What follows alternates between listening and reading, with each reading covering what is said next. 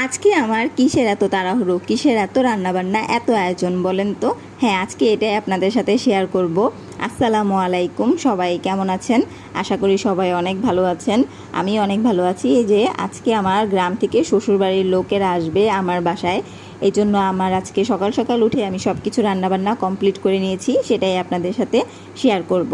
যেহেতু আমার শ্বশুরবাড়ি খুলনা, আর খুলনা থেকে আসতে অনেকটাই সময় লেগে যায়, তো ওনারা সকাল সকাল রওনা দিয়েছে আর আমি একটু তাড়াতাড়ি উঠে গিয়েছি, যেহেতু একা হাতেই পুরো ঘর আমার সামলাতে হয়।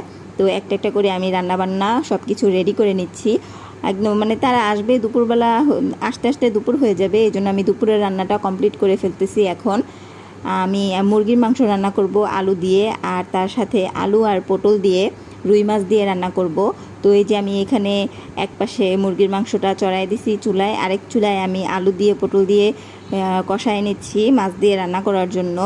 আর মুরগিটা যখন একটু হালকা কষানো হয়ে গিয়েছে তখন আমি আলুগুলো দিয়ে দিয়েছি। যেহেতু মেহমান আসবে, রান্নাবান্না শেষ করতে হবে তাড়াতাড়ি এবং পুরো ঘরটাও ফ্রেশ করে নিতে হবে, এই জন্য আমি তাড়াতাড়ি সব কিছু করে নিচ্ছি আর আপনাদের সাথে শেয়ার করব। এই জন্য আমি একটা সব কিছুর একটু ছোটো ছোটো ক্লিপ নিয়ে একটা ভিডিও বানিয়ে নিব। তো আজকে আপনাদের সাথে সেটাই শেয়ার করব। আর আমার মেয়ে এখন নাস্তা খেয়েও এখন খেলা করতেছে, ও আমাকে আবার রান্নার সময় বা কোনো কাজের সময় বেশি বিরক্ত করে না।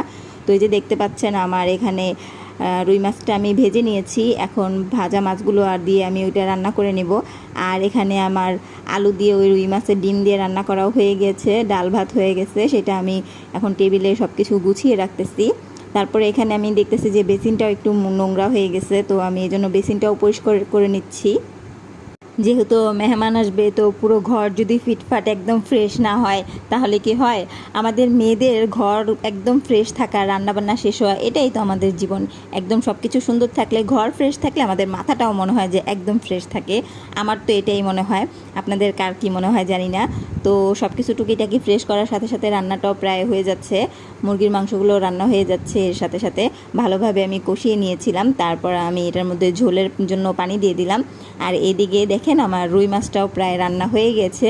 সব রান্নাবান্না শেষে চুলা টুলা পরিষ্কার যদি না করি তাহলে কি হয়, একদম দেখেন সব কিছু চুলা টুলা একদম পরিষ্কার করে মুছে ধুয়ে টুয়ে সব কিছু ক্লিন করে ফেলতেছি। যেহেতু সব কিছু একদম ক্লিন টিন করে গোসল টোসল করে ফেলবো, মেহমান আসার আগেই সব কাজ আর কি শেষ করে ফেলবো। তো আপনারা কারা কারা আমার মতন একদম সব কিছু রান্নাবান্না শেষে সব কিছু একদম ফ্রেশ করে ফেলেন, কমেন্ট করে জানাবেন। জানি এটা জানানোর কিছু নেই, প্রত্যেকটা মেয়েরাই আমরা এগুলোই করি, যেহেতু একদম সব কিছু ফ্রেশ থাকলে আমাদেরও ভালো লাগে। এই যে দেখুন সব কিছু ধুয়ে মুছে আমি ফ্রেশ করে নিয়েছি, এদিকে ঘরও ফ্রেশ, রান্নাঘরও ফ্রেশ, তারপর আমার বেসিনটাও ধোয়া হয়ে গিয়ে